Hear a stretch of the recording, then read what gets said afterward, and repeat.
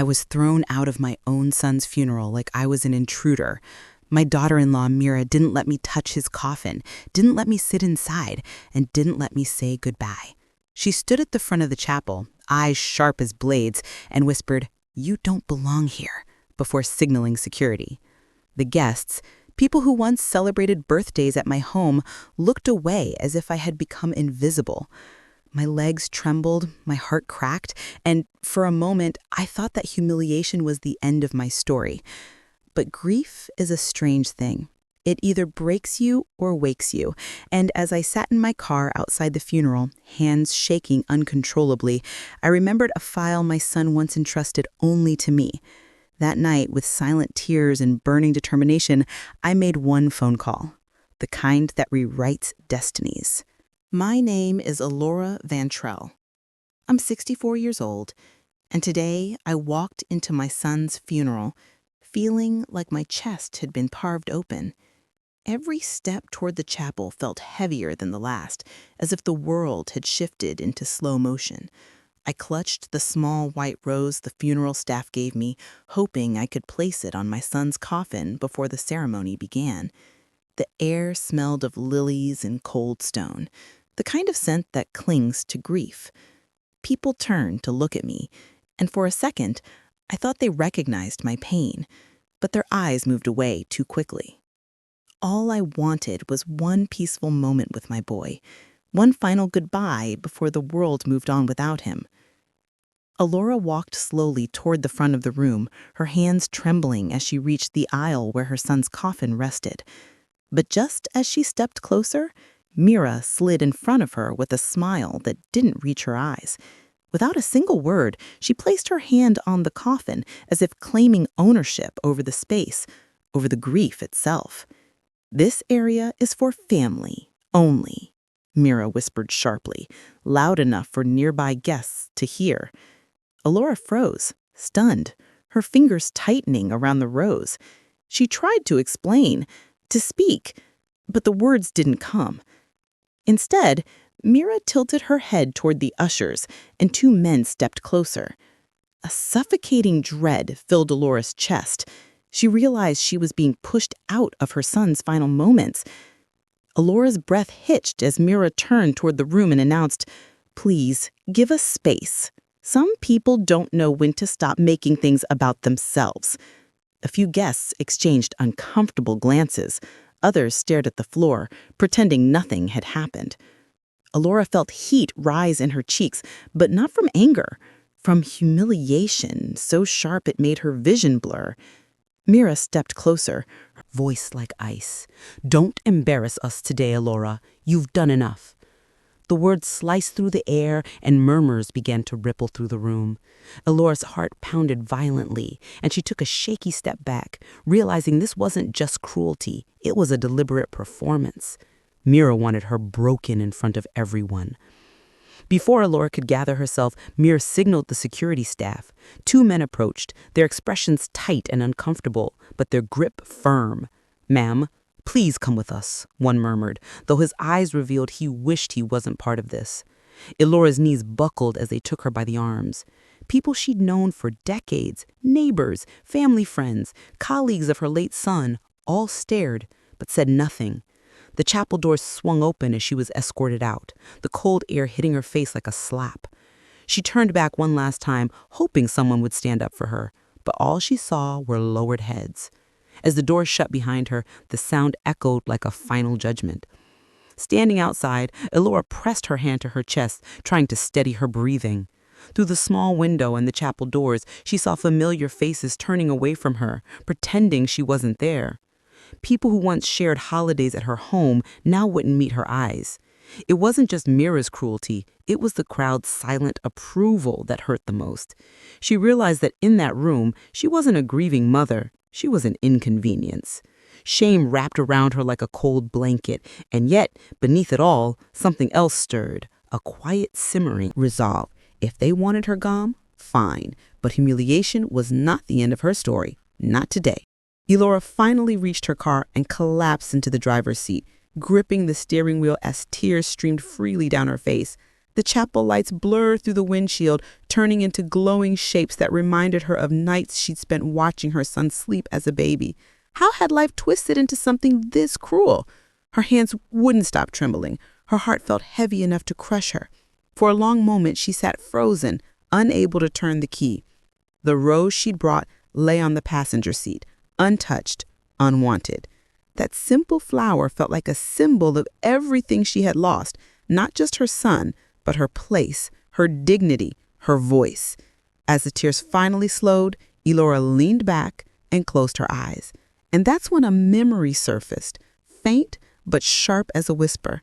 Months before his death, her son had come to her late at night, shoulders tense, eyes unsettled. "Mom, keep this safe. If anything happens, don't trust everyone." He'd handed her a sealed file, insisting she never mention it. At the time, she thought he was distressed from work. Now, in the cold silence of her car, the memory felt like a lifeline. She opened her glove compartment and saw the edge of the envelope tucked inside. Suddenly, grief shifted into something else. Purpose. Whatever Mira thought she had taken from her, she had no idea what Elora truly held. When Elora stepped into her home, the silence felt heavier than the funeral itself. The lights were off, the air cold, and every corner reminded her of her son's voice that would never echo there again. She placed her purse down slowly, unsure what to do with her shaking hands. The house, once warm with laughter and visits, felt abandoned. She sat on the edge of her couch, staring at the floor, trying to understand how grief and humiliation had become her new reality. But as she breathed in the stillness, she felt something uncomfortable settle inside her. The sense that the funeral wasn't the end of something, but the beginning. The next morning, Elora's phone buzzed with a cold, professional message from Mira. "As his widow, I'll be handling all estate matters moving forward. Please do not interfere." No condolences, no acknowledgement, just a declaration of control. Minutes later, Mira sent legal documents requesting Elora's signature to finalize transitions. Elora refused. She knew Mira wanted total power, financial, emotional, and symbolic. But the message triggered something else. Suspicion. Why was Mira moving so aggressively, so fast? And why had her son, weeks before his death, been worried enough to leave her that mysterious file? The timing felt wrong, too sharp, too intentional.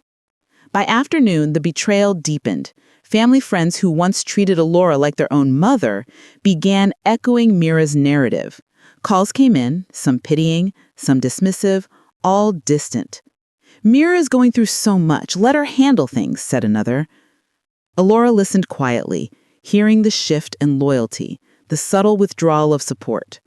They believed Mira's version without asking what happened.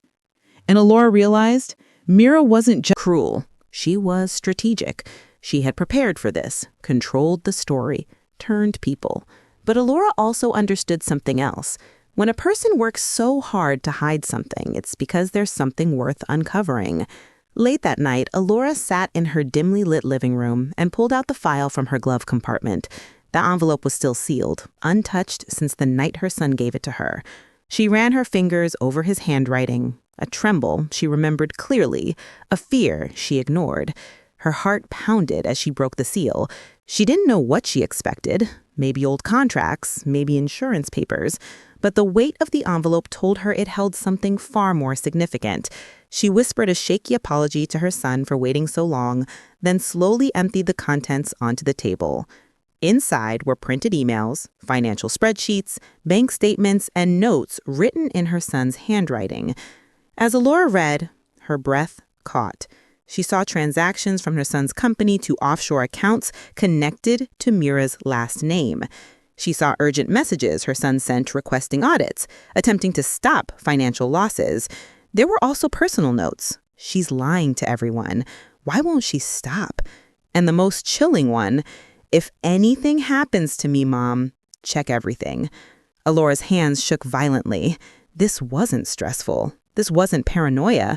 This was the danger her son had been living in, and Mira had been at the center of it. As Elora continued reading, memories resurfaced. Moments she had brushed off as work stress, her son's tired eyes during their last dinner, the way he hesitated before leaving, the comments he made about things getting messy. She had assumed life was simply wearing him down, but the documents told a different story. He wasn't exhausted. He was scared. Of Mira, Financial chaos she created, of the consequences he might face for her actions. Elora felt a cold wave of guilt crash over her for not noticing sooner. But guilt soon hardened into resolve. If her son feared Mira, then Mira's cruelty at the funeral wasn't grief, it was protection. Protection of secrets. Elora gathered every document and placed them neatly back into the folder, this time with a steady, determined hand. She understood now that her humiliation at the funeral wasn't a final insult. It was Mira eliminating the one person who could expose her. For the first time since her son's death, Elora felt purpose surging through her grief. She stood, straightened her posture, and walked toward her phone. She didn't know everything yet, but she knew enough to start digging, enough to begin unraveling whatever Mira was hiding. Tonight, Elora made her decision. She would not suffer quietly. She would investigate, and she would finish where her son couldn't. Elora arranged a meeting with Rowan Hale, her son's former business partner, at a quiet cafe far from town. The moment he saw the folder in her hands, his expression tightened. Before she even spoke, Rowan sighed and said, "You finally know, don't you?" His voice carried a mix of exhaustion and guilt. Elora explained what she had found, her hands trembling slightly as she pushed the documents toward him. Rowan skimmed through the pages, then leaned back with a defeated look. He tried to fix it, but Mira, she left a trail of destruction behind every transaction. He looked at Elora with eyes full of regret.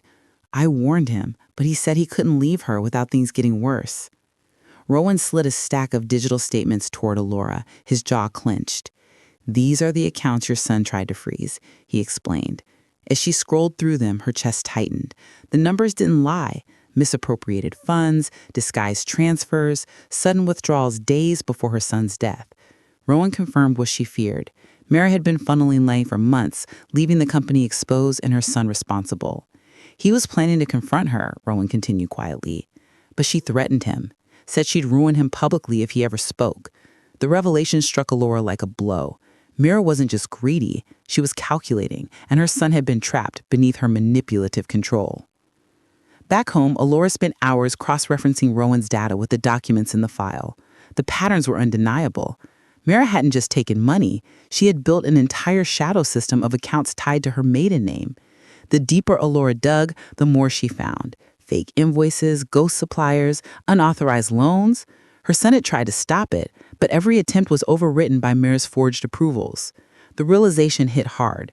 This wasn't a single mistake. It was a long-term scheme. And if her son had exposed Mira, he would have faced public humiliation and legal consequences for crimes he didn't commit. Mira had trapped him, and the pressure had been unbearable. As Elora examined the paperwork, she noticed something chilling. Signatures that matched her son's handwriting too perfectly. Copies, not originals. She pulled out an old birthday card he had written years ago and placed it beside the documents. The strokes were the same, identical, impossible. Her stomach twisted as she realized Mira had forged his signature on contracts and transfers worth hundreds of thousands. She felt anger climb her throat like fire. Her son hadn't approved this chaos. Mira had. And she had done it with skill, patience, and absolute confidence that no one would ever question her. Elora whispered into the quiet room, "You didn't just betray him, you destroyed him." For the first time, an unsettling thought crept into Elora's mind. What if her son's death wasn't just tragic timing? His sudden collapse, no prior health issues, Mira refusing an autopsy. The pieces rearranged in her mind. She stood, pacing anxiously, her breath shallow. The financial pressure, the emotional manipulation, the threats, the timing of his death, all too aligned, too convenient. She didn't want to believe it, but every instinct screamed that Mira had benefited most from his passing. The shame from the funeral now made sense. Mira needed Elora silent, humiliated, isolated, because Elora was the only one her son had trusted with the truth. Elora contacted two of her son's old friends, people Mira had pushed out of his life.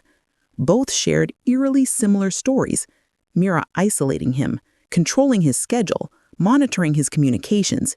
He wasn't allowed to make decisions without her approval, one friend said with a heavy sigh. Another recalled how her son once confessed, "I feel like my life isn't mine anymore." The truth settled painfully in Elora's chest. Mira had been manipulating him for years, slowly tightening her hold until he couldn't breathe without permission. The financial crimes were only part of it. The emotional control was far worse. Elora finally understood the depth of her son's suffering. As Elora spread the documents across her dining room table, the scale of Mira's deception became overwhelming. This was no longer about a cruel daughter-in-law or a humiliating funeral. This was a web of financial crime, psychological manipulation, forged documents, and a suspicious death. This wasn't a family dispute. It was a criminal operation, one her son had been desperately trying to escape. And Elora was now holding the evidence powerful enough to tear Mira's world apart. She exhaled slowly, her grief sharpening into determination. "You tried to silence me, but I'm the one who will end this." Elora's hands were shaking as she scrolled through her contacts, searching for a name she swore she'd never need again. Darian Wolfe, 51, a lawyer known for winning cases others wouldn't even touch. They hadn't spoken in years, not since he helped her through a messy inheritance battle. When he picked up, his voice was calm, almost cold. "Elora, didn't expect to hear from you." She inhaled deeply and explained everything. Mira's behavior, the smear campaign, being thrown out of her own son's funeral. Silence followed. Then Darian said, "If what you're saying is true, your daughter-in-law has made the biggest mistake of her life." For the first time in days, Elora felt a spark of control returning. Darian insisted everything must be done like a shadow, present but unseen. He came over late at night, carrying thick folders and a laptop loaded with legal tools and forensic software. They spoke in whispers, curtains drawn tight, lights dimmed. Every detail mattered: dates, texts, witnesses, patterns of behavior. Elora replayed painful memories, forcing herself to stay strong as Darian connected dots she never realized existed. "She's sloppy," he murmured while scanning documents. "People who think they're untouchable always are." They built timelines, flagged suspicious transactions, and drafted preliminary motions. By 4 a.m., Elora realized something. She wasn't the one being hunted anymore.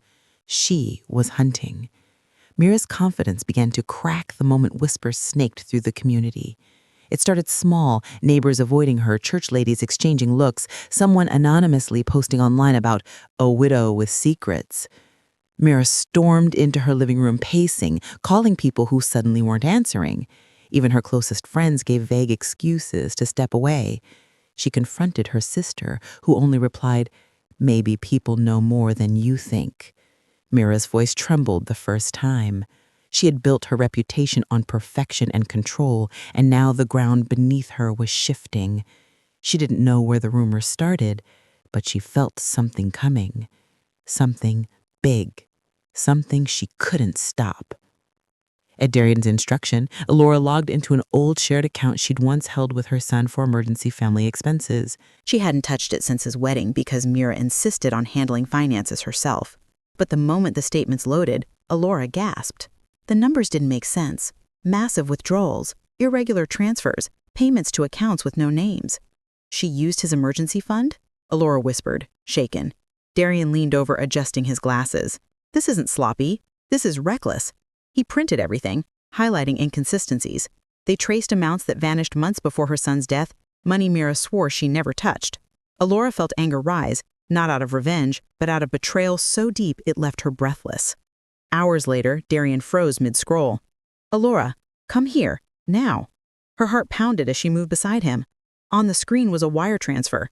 A huge sum, sent from her son's account just days before his death, to a business that didn't exist 6 months earlier. A shell company. A front. This isn't just mismanagement. This is criminal. Elora felt like the room spun around her.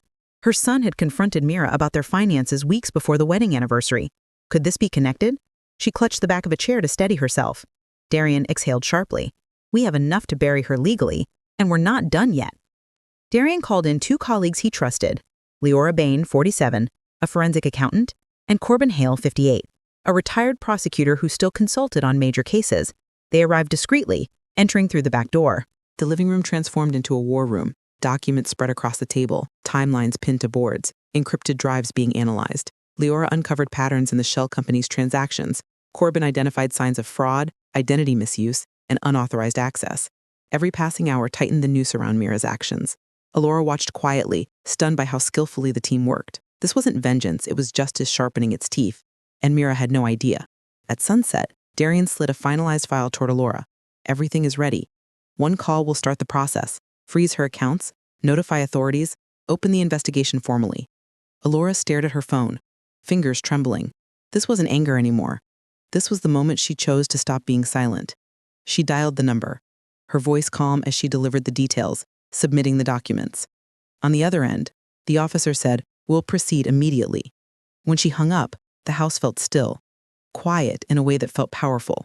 Mira had dragged her from her own son's funeral, but tonight, Elora made the call that would bring Mira's entire empire crashing down. If you think Mira has already faced enough, just wait. What happened the next day turned my entire world upside down. And before we continue, make sure you subscribe so you don't miss what comes next. The next morning, as dawn barely touched the sky, Elora watched from her window as two black government SUVs stopped outside Mira's mansion. Officers stepped out with firm expressions, badges raised, and within seconds, the once quiet home erupted with knocks, orders, and frantic footsteps. Mira's voice screeched through the hallways, insisting there must be some mistake, but the officers had documents, timestamps, bank trails, and testimonies, evidence Mira never imagined would surface. Elora felt her chest tighten, not with guilt, but a strange sense of justice finally exhaling.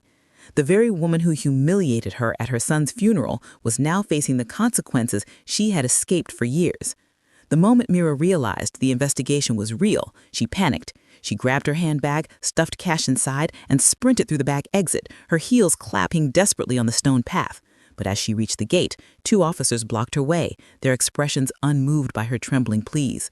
She tried insisting she only wanted fresh air, but her shaking hands and frantic eyes told a different story.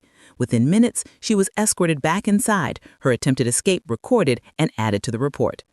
Elora watched from her car parked across the street. This wasn't revenge. This was the truth, catching up. And Mira had run out of places to hide. News travels fast, especially among people who once stayed silent. By noon, neighbors who used to greet Mira with admiration now closed their doors as officers carried out boxes of evidence. Guests who had ignored Elora at the funeral, people who once whispered that she must have done something wrong, now whispered about Mira instead. Screenshots, rumors, and clips of the funeral confrontations surfaced online, painting Mira exactly as she was: cruel, manipulative, and entitled. Some even approached Elora, ashamed for not defending her that day, but Elora only nodded quietly. This wasn't about their regret. It was about finally being seen, not as a nuisance, but as a mother who deserved respect. The courthouse smelled of polished wood and nervous air the day Elora arrived. She wore her late son's favorite silver brooch, a reminder of why she was there. Mira sat across the room, her expensive clothes unable to hide the exhaustion on her face. Lawyers spoke rapidly: fraud, coercion, financial abuse, obstruction. Each word cut through the silence like a blade. Elora sat upright, calm, dignified.